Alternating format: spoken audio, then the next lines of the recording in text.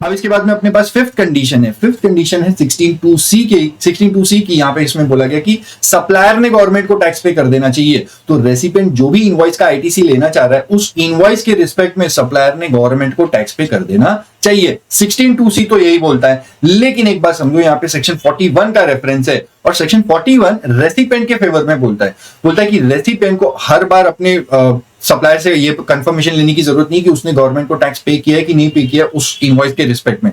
बहुत सारे सप्लायर्स हो जाएंगे तो ये बर्डनसम हो जाएगा।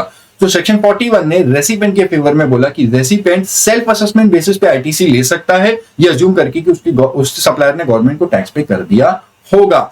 इस सेक्शन 41 के अंदर अमेंडमेंट आया है, 16(2)(c) के अंदर अमेंडमेंट नहीं है। 16(2)(c) जिसको कनेक्ट कर देता है 41 को, वो वाले सेक्शन में अमेंडमेंट है, उसको रीड्राफ्ट किया गया। तो वो रीड्राफ्टेड सेक्शन 41 तुम्हारे स्क्रीन पे भी तुमको दिख रहा होगा, वो मैं तुम्हारे साथ अभी डिस्कस कर देता हूं। 3 पॉइंट्स है, कोई ज्यादा मेजर चेंज नहीं है, 3 पॉइंट्स है, मैं आपका एक एक करके बता देता हूं। पहला point, availment of ITC. Section 41 बोलता है कि एक बार के लिए सेल्फ असेसमेंट बेसिस पे आईटीसी अवेल कर लो, एक बार के लिए अज्यूम कर लो कि आपके सप्लायर ने उस इनवॉइस के रिस्पेक्ट में गवर्नमेंट को टैक्स पे कर दिया होगा। दूसरा पॉइंट, अगर आपने आईटीसी अवेल करके अपने पास रखा हुआ है और फ्यूचर में पता चला कि उसके सप्लायर ने गवर्नमेंट को टैक्स पे नहीं किया है, तो जो भी आपने आईटीसी लिया हुआ है वो आईटीसी रिवर्सल करके गवर्नमेंट को वापस देना होगा अलॉन्ग विद एप्लीकेबल इंटरेस्ट।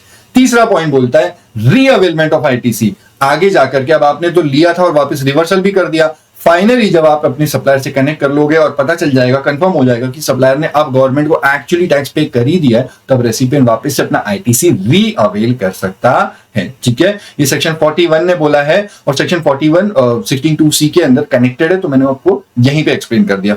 41 थोड़ा रेसिपिएंट के फेवर में है।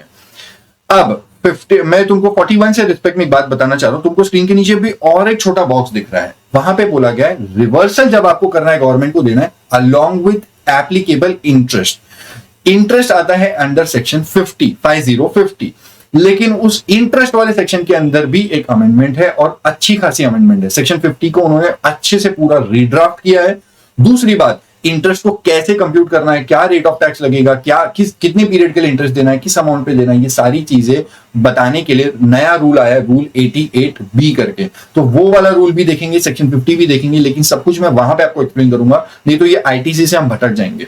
आपको सिर्फ इतना मैं बता दूं, वहां पर रेफरेंस के लिए मैंने नीचे लिखा है कि अगर आपने आईटीसी अवेल किया और रिवर्सल करने की बात आती है तो रिवर्सल पे इंटरेस्ट अप्लाई होगा कि नहीं अप्लाई होगा, इसके लिए आपको 2 बात बता देता हूं, जो सेक्शन नए वाले सेक्शन 50 जो रीड्राफ्ट हुआ है उसके बेसिस पे।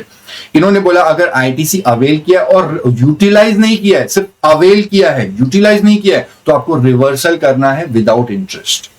लेकिन अगर ITC availed and utilise, avail करने के बाद उसको यूटिलाइज भी किया है, तो ऐसे केस में इंटरेस्ट पे करना होगा। ठीक है, अवेल किया, यूटिलाइज नहीं किया तो रिवर्सल कर दो विदाउट इंटरेस्ट, इंटरेस्ट पे करने की जरूरत नहीं है। लेकिन अगर अवेल किया एंड उसको यूटिलाइज भी किया है उस आईटीसी, रॉन्गली अवेल आईटीसी को, तो आपको उस पर इंटरेस्ट भी पे करना होगा। कैसे पे करना है, कब पे करना है, कितने अमाउंट पे पे करना है, सेक्शन 50 में हम लोग डिस्कस करेंगे along with applicable rule 88B। ठीक है, अच्छी खासी डिस्कशन है और अच्छा खासा अमेंडमेंट है, बहुत बढ़िया, बहुत मस्त अमेंडमेंट है। सेक्शन 50 जब मैं कराऊंगा पेमेंट ऑफ टैक्स वाले चैप्टर के साथ में, तब करा दूंगा।